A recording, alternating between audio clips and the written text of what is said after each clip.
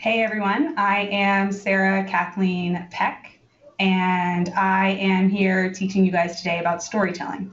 I do writing and content strategy and communications for a whole bunch of clients out in New York City. And I want to focus on storytelling because it is something that came up in my life as really interesting a number of years ago. My background's in psychology and architecture, and I do yoga on the side. And I started hearing this word, storytelling. People said, "Why is storytelling so fascinating? Why is it so important?" And I took it on myself to start to read and research what this term meant and why it was so popular.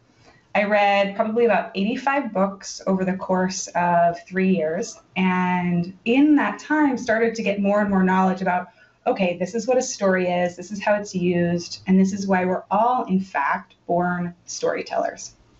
So today we have a 30-minute class, and I'm not going to be able to go over the entire history of storytelling, although I will try.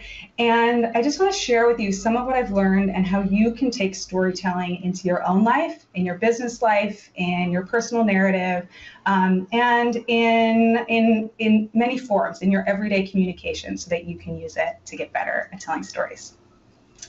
So the big ideas that I have for this class, number one, let's kick it off. The first one is that everybody is a storyteller. There's this myth out there that some people are storytellers and some people aren't storytellers, and that some people are better than others. And I think that that is kind of crap. I actually think that everybody is a storyteller. And the reason for so, it's actually backed by science. It's not an exclusive community. We are all able to tell stories. In fact, we're all hardwired to tell stories. We learn through experiences. We begin playing. We begin using our imaginations from a very young age. When you think about imagination, what is it that a kid is doing? Well, a kid is pretending to inhabit another world. That kid is playing make-believe, they're playing dress-up, and the reason that this isn't just child's play, but it's actually crucial for our development, is because we need to put ourselves into situations before we can actually go there. We are born to learn, and we're hardwired to learn. So if we only had our own experience, we wouldn't actually learn from other people. Instead, we imagine, we listen to stories. From those stories, we gain more information, we gain knowledge. That brings us to big idea number 2. We tell stories to connect, to dream, and to imagine. We tell stories to connect inwardly to ourselves. We tell stories about who we are, what we believe, what we know to be true, and where we think we're going. We tell stories to connect to other people and to share information. We tell stories to imagine futures that haven't yet happened and to visualize who we think we can become. Big idea number 3, stories are how we are hardwired. It's actually built into our DNA and our psychology that we learn through stories, we use stories to retain information, and we are inherently storytelling animals. In a book by Jonathan Gottfried called The Storytelling Animal, he actually brings up research that shows why we are hardwired for stories. He looks at, actually it was somebody else within the book, but they look at patients with brain lobotomies, so patients whose brains are cut in half. And in this research, what happens is the two sides of the brain can't communicate with each other. So they present information on one side, a picture, and they let the patient look at it while closing the other eye. And then they ask the patient later on to make up a story about what they saw. The patient doesn't actually have any information about what they saw in the receiving side of the brain, but they still make up a story. And the reason for so is our brains have to make up some reason for something, for the connection between two things. When we see two events happening out in the world, we make up a story about cause and effect. If we go out to a coffee shop and the barista treats us poorly, we say, oh, maybe I didn't tip them well enough last time. Or maybe I'm wearing, I didn't get ready, or I'm in my sweaty gym clothes, and that's why they're treating me rudely. And we make up a story linking two events by cause and effect. And that is how we work and how we carry information. Big idea number 3, stories is how we are hardwired. Number 4 is that a story is what we take with us. So when we are in business situations, when we're meeting people for the first time, when you're sitting through a long PowerPoint, when you're watching a class just like this one, at the end of the class, the story is the summation of the stuff that you take with you. What do you remember? When somebody introduces themselves and they say something really long-winded, and they go on and on, and they have lots of kids, and they do all these other things, you walk away and you have a little snippet of who that person is, and you think to yourself, I remember, that's Matt, he does yoga. And that's all. And you remember a very simple statement, and that's the story. You collapse the information into a small little piece so that you can carry it with you. Stories are like suitcases for the brain. It's like a little travel companion that you can take with you. We need these because prior to the written word, prior to having information at our fingertips, we actually, as a species, had to figure out, how am I going to remember this really important information? How am I going to remember that these berries are poisonous and those spiders are deadly and snakes are terrible for children? Whatever it is that you need to remember, it's really important that you remember it. So a story is a way for you to communicate to other people what you've seen and heard, and to keep that information because it's really important for your own survival. Bonus tip number 1, this is something I love doing. So if a story is what you take with you and you're practicing your conference pitch, your elevator pitch, you're meeting a whole bunch of people, if you're more introverted like I am, you might be a little nervous about it. When you're presenting and you're giving somebody information, you say, oh, hi, I'm Sarah, I'm a swimmer, I'm a writer, you go on and on. Listen to what somebody else says about you. Listen to how somebody else introduces you. Maybe you're talking to Bob. You and Bob are having a conversation, you've done the whole meet and greet, and then Bob's friend, Evan, comes up. Evan walks up and Bob goes, Evan, you gotta meet Sarah. She's a... What does he say? That's actually a really great place to mine for information about how people remember who you are and what they remember from your stories. I probably used a lot more words in telling him about myself than he did, and he remembered something. What he remembered is the thing that he thought was most interesting, and that can tell me how I can introduce myself next time. So a lot of times at a conference, I'll walk up and I'll say, hey, I'm Sarah, I'm a writer. I swim outdoors in the open water. Bam, that's it. Number 5, big idea number 5.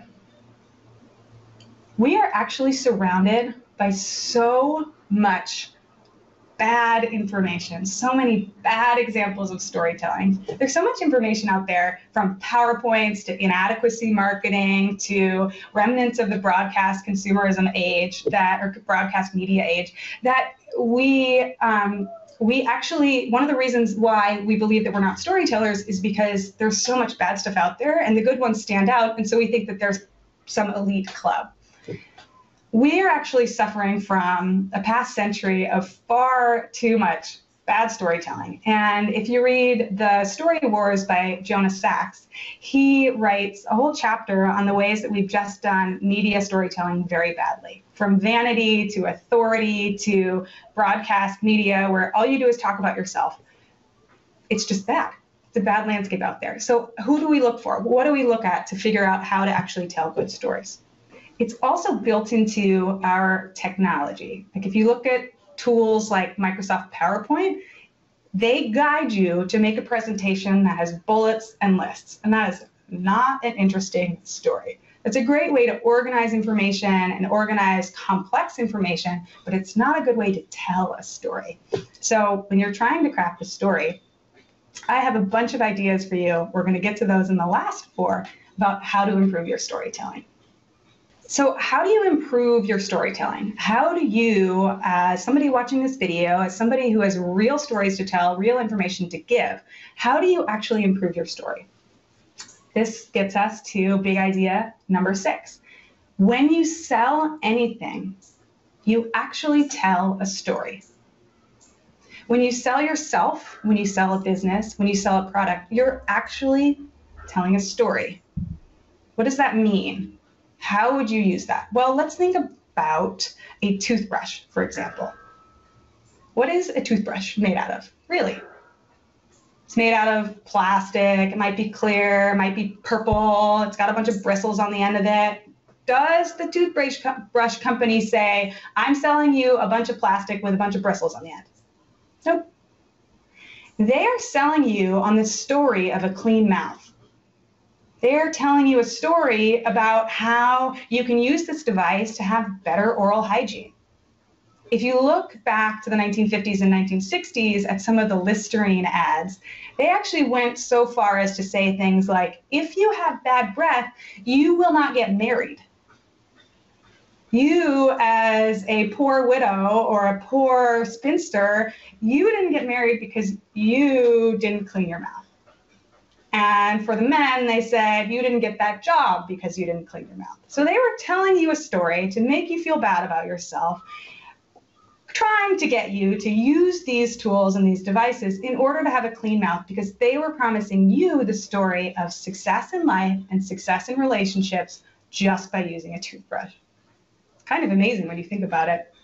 So when you sell something, you're not actually selling the device itself. When I sell my writing workshops online, I don't tell people that they get a bunch of MP3s and digital downloads and 10,000 words on a sheet of paper. They get the story behind that product, which is you get to learn about X, Y, and Z. These are the stories behind the products that we sell. So when you're crafting your story, think about the deeper philosophical core underneath it. Why are you selling what you're selling? Why are you sharing what you're sharing? If you're talking about yourself as a person, who do you want to connect with? What kind of things are interesting to you? What kind of stories illustrate that deeper philosophical core for who you are? That brings us to big idea number 7. Number 7 is one of my favorites, and it is the idea of showing versus telling. Now, your English teacher was right. They always said, make sure you don't tell, show what you mean, show what you mean. What does that mean? I don't understand. Sometimes I get really confused. So telling is when you tell somebody just the straight up point and you get right to it. Like, I had a really hard day. That's telling. I had a really hard day. It was the hardest day of my life. That's what good friends are for. Those are examples of telling. Now, in great storytelling, particularly in the written form, you want to show these examples. What was the scene? What was the instance? What was the context for which they were the greatest friend in the world, or that was the hardest day that you had? When you get to that philosophical core, what is it that can show this example? For example, if you had a really hard day, instead of writing a sentence, I had a really hard day, it was the longest day of my life, you could say, I got up at 5 a.m. It was the crack of dawn. I had worked a 14-hour shift. My grandmother passed away last week. I was heading home to make food, and I missed the stop of my bus. I had to get out in the drizzly, cold, dark gray Portland landscape and walk back 5 blocks just to make it home. When I got home, my friend was sitting on the porch with 2 bags of takeout Chinese food. He was the greatest friend in the world. That's an example of how you actually show what happened. And through the example, you can get to that telling sentence, but it's much more powerful and people can relate. Yep, that's happened to me, or man, that's what I need right now. Always show. You can start with a broad statement, but then show what you mean. How did it happen? What did it look like? What did it feel like? That brings us to number 8, one of my favorites. This was one of my first exercises in all of my writing classes. Detail. Detail, detail, detail. When you are telling a story, the things that matter are those little tiny details. What's the environment like? What are the thoughts and feelings going on? What are the senses, the textures, the tastes, the sounds, the smells, the sights? Especially in written form, you don't have the luxury of video and you don't have the luxury of showing all of these beautiful images. So when you're writing, the only thing you have are words. And words are the things that get ideas out of your mind and into the minds of somebody else. And through these beautiful words, you can start to lay out the context. And the story becomes real when, just like the kid playing that we talked about in the beginning of this class, when you can actually imagine yourself in that landscape. Is it dark? Is it cold? Is it light? Does it smell? Are there colors? Are there textures? Embedded in a lot of really excellent brand storytelling is actually some sort of sensory link. Skittles, taste the rainbow, both color and taste. There's so many different examples out there that show all of the physical, tactile things that you can add to your writing.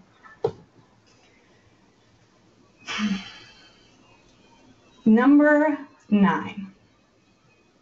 Number 9, after you've added this detail, after you show all of these great examples, number 9, let's look at the basic framing for a story. It's really simple. We can make it really complex. We can get into a lot, but like I said at the beginning of class, we're not going to get into all of this. This is an introduction to storytelling.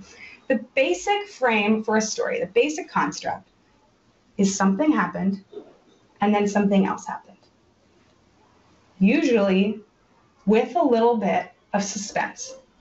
So number 9 is using the bait method, adding a little bit of bait at the end, dangling it out there just so that people can expect something and get excited. For example, you could come home and you could say to your partner or your friend or your roommate, you could say, first I got on the bus, then I did this, then I did this, then I did this. That's basic chronology. That's a basic storytelling framework. It's not that exciting though. When you add a little bit of bait, a little bit of a teaser at the beginning, and you say something like, you'll never believe the day that I just had. And then you proceed, I got on the bus, and blah, blah, blah, and then this happened, and then this happened. That starts to add in an element of intrigue and an element of curiosity. Another example, and one of my favorites, is from Ira Glass, and he does a whole bunch of work on storytelling, and he's a great public radio personality. And he says, let's start a story like this. The house was dark. It was really dark. It was unbelievably quiet. She crept in through the front door. She wasn't sure why it was so quiet. She took a couple steps up the stairs. Okay, in those 5 sentences, we've introduced some sort of a conundrum. Why is the house so quiet? And basic chronology. Things are happening over time. That's it. That's the basic frame for a story. If you want to introduce a little bit of sweetness and a little bit of, I've got something to share with you, and you tease somebody with the piece of story. So last but not least, one of the most important reminders when you're telling your story, even though I just told you to use lots of detail and lots of imagery and get specific, go back and make it as simple as possible. That's number 10. Because we only take a little bit of information with us, we can use our oral narrative skills, we can use our written narrative skills and elaborate and make these long, beautiful stories. But remember that your audience is only going to take a little bit with them. So keep it simple and try perhaps the 3-noun method. Something I like to do when I'm writing my own bio or when I'm helping other people write their bios is say, you get three nouns. I am blank, blank, and blank. I'm a writer, designer, and swimmer. Just 3. I'm a mom, I'm a sister, I'm a yogi, whatever it is, but just keep 3 really simple things. I'm this, this, and this. One more sentence, and that's it. Keep it super short and super simple. That's about as much as people will take with them. And then afterwards, pause and breathe. Let the person ask a question. Oh, you're a swimmer? Where do you swim? Oh, you're a mom? How old is your kid? Then you can tell them a more specific story about one of the elements once your audience begins to have a conversation with you. Stories, after all, are always about connection. And they're not just about shooting out information into the world, but they're about making a connection between 2 people. And when you start to tell a story, you're inviting somebody into your world. So make sure that you give them space to ask you questions and to be a part of the conversation. So 4 ways that you can take this forward if you want to do any exercises or journaling exercises immediately right now. The first one is describe an environment. Get out a blank sheet of paper, write 500 words, and just describe where you are. Where are you? What does it feel like to be you? What's your desk look like? What's it made out of? What's your computer like? And start to just do an environment, a scene setting exercise. Number 2, write a 2-sentence description about yourself. And as a bonus, see if you can fit it into 140 characters and share it on Twitter. The third thing that you can do is, if you're looking to improve your bio, is go through the web and bookmark 10 great about pages that you really like. Print them out, save them in Evernote, and start to highlight why you like them. How simple are they? How long are their paragraphs? How much information do they give you versus how much do they keep? Once you start to have a kind of library of the about pages that you love, you can start to craft your own. And it is totally fine to use the framework of somebody else's about page to begin yours. Number 4, and this is probably my favorite thing to do, if you are an email marketer or you're in content marketing or you're just trying to write better emails, go to your inbox. Go to your inbox, take a screenshot, and look at what is read and what is unread. Look at the titles of every single email.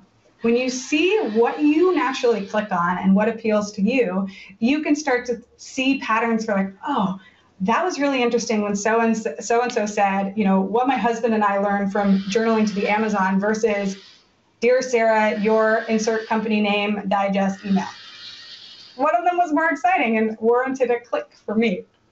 So those are 4 different journaling exercises that you can take with you. And if you want to learn more about who I am and what I do, I write once a week at itstartswith.com. I write about storytelling and human motivation and psychology and why we do what we do from the particular vantage point of understanding why we don't do what we think we should do and all the other peculiar things about being human.